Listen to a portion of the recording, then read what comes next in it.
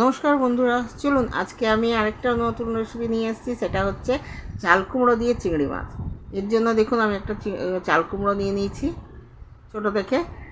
এবার চাল কুমড়োটাকে বেশ ভালো করে ছুলে আর ছোট ছোট পাতলা পাতলা করে আলু ভাজার মতো করে কেটে নেবো। দিয়ে এবার একটা ওভেনের মধ্যে আমি কড়াই বসিয়ে দিলাম আগে রেসিপিটা করার জন্য। এবার কড়াইটার মধ্যে আমি কিছুটা সর্ষে তেল দিয়ে দেবো। আপনারা চাইলে এটা সাদা তেল দিয়েও করতে পারেন, আমি সর্ষে তেল দিচ্ছি। দেখুন আমি অল্প করে তেল দিয়ে দিয়েছি, কারণ আমার প্রথমে এইটাকে ভাজা করতে হবে চিংড়ি মাছগুলোকে, যার জন্য আমি তেলটা দিয়ে দিয়েছি। এবার যেমনি তেলটা গরম হবে তার মধ্যে আমি চিংড়ি মাছগুলোকে নিয়ে নেব। এর জন্য আমি ছোট চিংড়ি নিয়েছি। আপনাদের কাছে যদি ছোট চিংড়ি বড় চিংড়ি থাকে তো আপনারা বড় চিংড়ি দিয়েই করবেন এটাকে।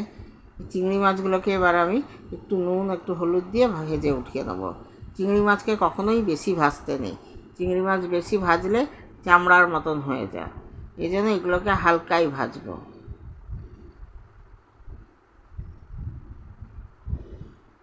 দেখুন আমার চিংড়ি মাছগুলোকে আমি ভাজছি।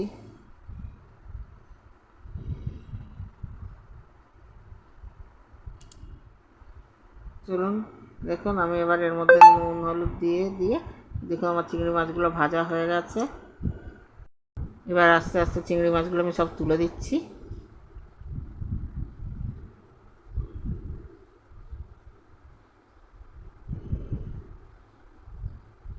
এবং এবার এই কড়াইয়ের মধ্যে আমি কিছুটা আরও তেল দিয়ে দিচ্ছি।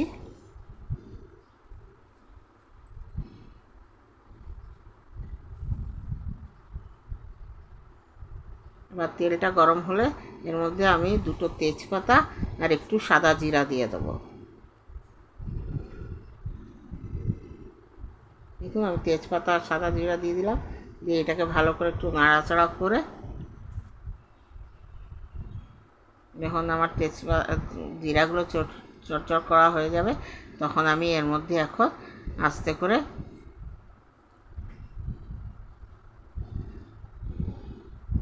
চাল কুমড়োগুলো দিয়ে দেবো।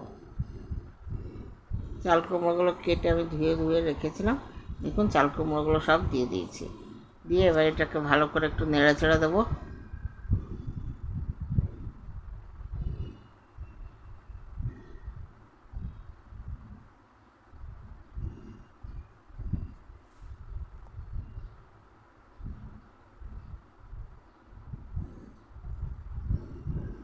ভালো করে নেড়ে ছেড়ে দিয়েছি। এবার এর মধ্যে একটু নুন,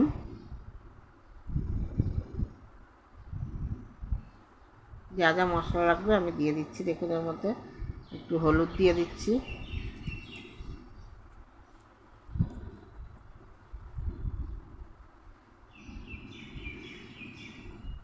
একটু ধনে জিরা পাউডার দিয়ে দিলাম,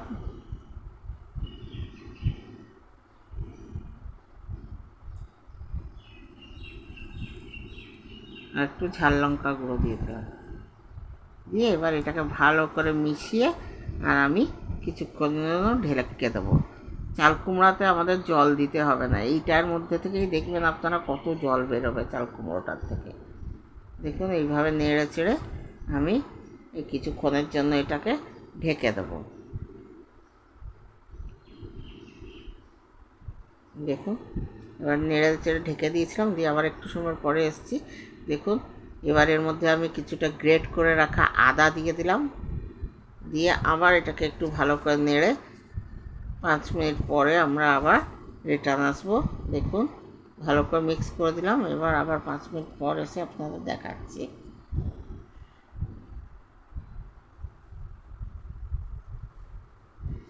দেখুন এবার এর মধ্যে চিংড়ি মাছগুলো ভাজা চিংড়ি মাছগুলোও দিয়ে দিলাম আমি।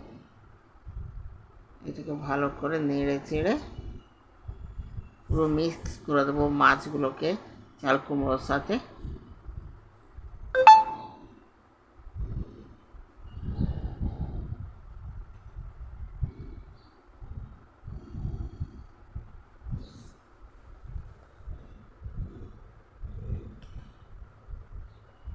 দেখুন কিছুক্ষণ পর আমি আসছি আবার 5-10 মিনিট পর।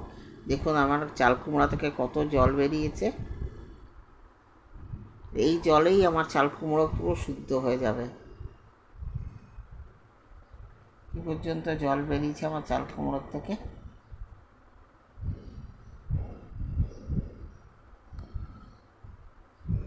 ভালো করে নেড়ে চেড়ে আমি এটাকে আস্তে আস্তে করে সিদ্ধ করে করে করছি। এটাকে হালকা অল্প করে আগুনটাকে মিডিয়ামে রেখে আমি এটাকে ঢেকে ঢেকে ঢেকে ঢেকে করে যাচ্ছি।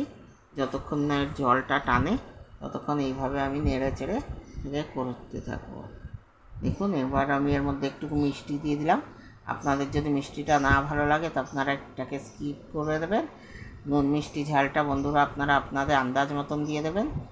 আর বন্ধুরা আপনাদের যদি আমার এই রেসিপিটা ভালো লাগে তো লাইক করবেন, কমেন্ট করবেন, শেয়ার করবেন, আমার পেজটিকে ফলো করে দেবেন। আর যদি ইউটিউব থেকে দেখেন তো আমার ইউটিউবের পেজটিকে সাবস্ক্রাইব করে দেবেন। তো বন্ধুরা দেখুন আমার এটা অনেকটা জলটা শুকিয়ে গেছে। দেখুন আর একটুখানি জল শুকিয়ে গেলেই আমার রান্নাটা কমপ্লিট হয়ে যাবে। আপনারা কে কোথা থেকে দেখছেন আমাকে জানাবেন। আর আপনারা কে এইভাবে রান্না করে খান চাল কুমড়ো চিংড়ি মাছ দিয়ে তাও জানাবেন। আর আমার রান্নাটা আপনারা একবার বাড়িতে করে দেখবেন, কেমন লাগলো খেতে আমাকে অবশ্যই জানাবেন। দেখুন আমার রান্নাটা কমপ্লিট হয়ে গেছে, নামিয়ে দিলাম। চলুন আবার আসবো আর একটা ভিডিও নিয়ে আপনাদের সামনে। ততক্ষণের জন্য আমি আসছি, চলুন বাই।